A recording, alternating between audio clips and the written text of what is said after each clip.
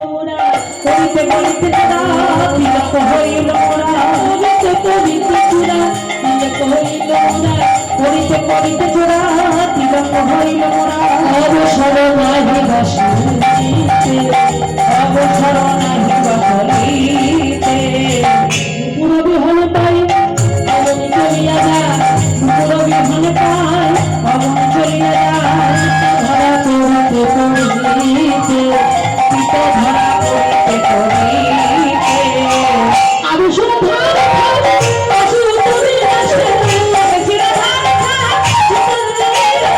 আমি সুধার আসে চিরা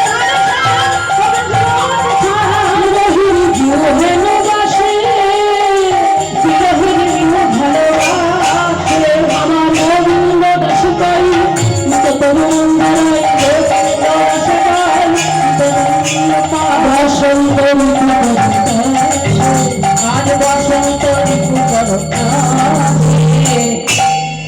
এবার এইখানে আমরা বলে নিই, প্রথমে যেমন বলেছি বৃন্দাবন ছেড়ে গোবিন্দ কখনোই মথুরায় আসেননি। বৃন্দাবনে কৃষ্ণ বৃন্দাবনেই আছে, কিন্তু মথুরার কৃষ্ণ মথুরাতেই আছে, বৃন্দাবনে ফিরে আসেননি। তাহলে এই যে আপনারা কীর্তন শুনলেন শেষ পর্যন্ত, তাহলে ভক্ত কি জন্য বসে আছে? শুধু রাধারানী কেঁদে যায় আর আমরা সে কান্নায় দেখে যাবো যে আমরা যুগল দেখবো না, রাধারানীর যুগল থাকবে না?